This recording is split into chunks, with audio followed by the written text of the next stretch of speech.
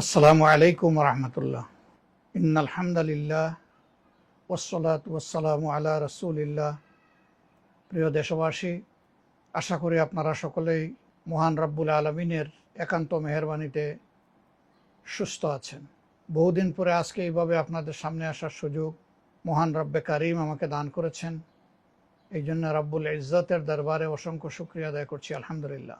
প্রিয় বাংলাদেশ আমাদের জন্মভূমি, আল্লাহ তাআলার একটি শ্রেষ্ঠ নিয়ামত, একটি উপহার এ দেশের প্রত্যেকটি নাগরিকের জন্য। দেশকে আমরা ভালোবাসি এবং দেশকে নিয়ে, জাতিকে নিয়ে আমরা সকলেই চিন্তা করি। আজকে একটি বিশেষ বিষয় আপনাদের সামনে আমি হাজির হয়েছি। দীর্ঘ 1 মাসের অধিক সময় আমার অসুস্থতা এবং চিকিৎসাজনিত কারণে অনেকটাই আমি আপনাদের কাছ থেকে দূরে ছিলাম। আমরা সকলে অবহিত আছি, গতকাল বাংলাদেশের সর্বোচ্চ বিদ্যাপীঠ, 104 বৎসরের ঐতিহ্যবাহী বিশ্ববিদ্যালয়, যেটাকে একসময় প্রাচ্যের অক্সফোর্ড বলা হতো, ঢাকা বিশ্ববিদ্যালয়ের কেন্দ্রীয় ছাত্র সংসদ নির্বাচন এবং হল সংসদ সমূহের নির্বাচন অনুষ্ঠিত হয়েছে। এই নির্বাচন ছিল ছাত্র সমাজের কাছে বহুদিনের প্রতীক্ষিত একটি নির্বাচন। কার্যত 90 সালের পরে এরকম একটি নির্বাচন ঢাকা বিশ্ববিদ্যালয়ের ছাত্রছাত্রীরা পায়নি। 19 সালে একটি নির্বাচন হয়েছিল স্বৈর শাসন আমলে। এ নির্বাচন ছিল সাজানো, পাতানো এবং কঠোরভাবে নিয়ন্ত্রিত।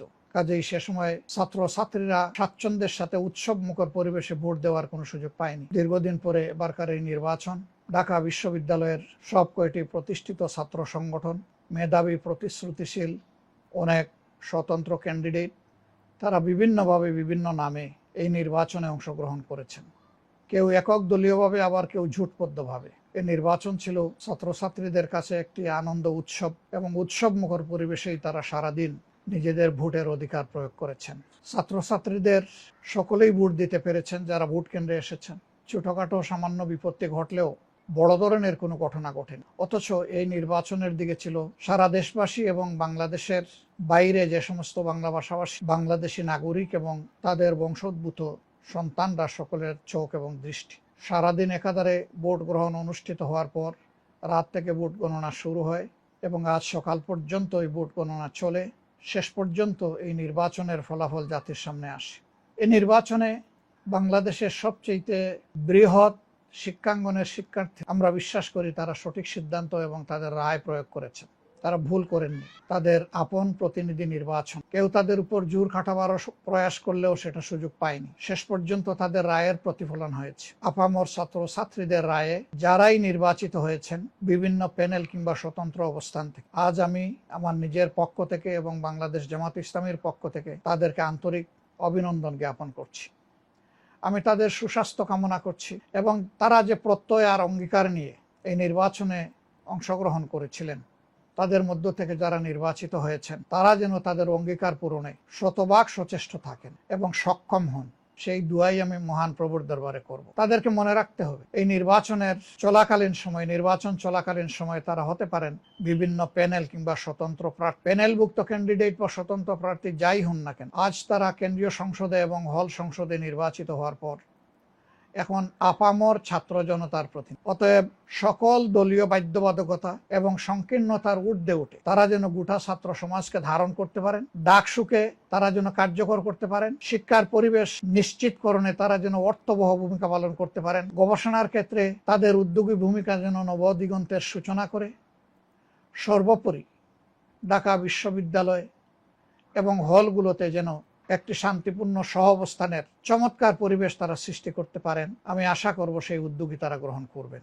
এছাড়াও বিশ্ববিদ্যালয়কে একটি বিশ্বমানের বিশ্ববিদ্যালয়ে উপনীত করার জন্য একা শুধু শিক্ষকরা, কর্মচারীরা, কর্মকর্তারা এটা পারবেন না। এখানে ছাত্র সমাজেরও গুরু দায়িত্ব রয়েছে, তাদেরও স্বতঃস্ফূর্ত অংশগ্রহণের ব্যাপার রয়েছে। এই ক্ষেত্রেও তারা ছাত্র সমাজকে প্রস্তুত করবে এবং তারা তাদের শিক্ষক মন্ডলীকে আশ্বস্ত করবে যে আমরা সকলে মিলেই আমাদের এই বিশ্ববিদ্যালয়কে একটি বিশ্বমানের বিশ্ববিদ্যালয়ে উপনীত করব। অঙ্গীকার শুরু হলে, কার্যক্রম শুরু হলে, আজ হোক কাল হোক, গন্তব্যে পৌঁছা সম্ভব হবে ইনশাআল্লাহ। আমি এর পাশাপাশি সরকার, বিশ্ববিদ্যালয়ের প্রশাসন, আইন প্রয়োগকারী সংস্থা সহ এবং সাংবাদিক বন্ধুরা সহ যারা এই নির্বাচনকে অর্থবহ করতে নানা দিক থেকে সহযোগিতা করেছেন, উদ্যোগ নিয়েছেন, এমনকি অভিভাবকরা যারা নিজেদের সন্তানদেরকে, নিজেদের মেয়েদেরকে সাথে করে নিয়ে এসে ভোট প্রদান নিশ্চিত করেছেন, আমি তাদের সকলকে আন্তরিকভাবে ধন্যবাদ জ্ঞাপন করছি।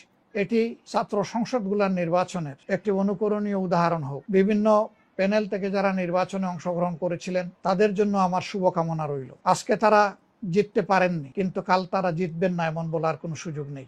তাদের মধ্যে সুস্থ প্রতিযোগিতা হোক, প্রতিভা বিকাশের ক্ষেত্রে আন্তরিক প্রতিযোগিতা হোক, সেইটাই আমরা কামনা করব। এবং এই নির্বাচন শুরু হওয়ার আগে তারা যেমন পরস্পরের সহপাঠী এবং বন্ধু ছিলেন, এখন থেকে পরবর্তী দিনগুলোতেও তারা সেভাবে মিলেমিশেই বিশ্ববিদ্যালয়কে গড়ে তুলবেন, আমরা সেটা তাদের কাছে প্রত্যাশা করি।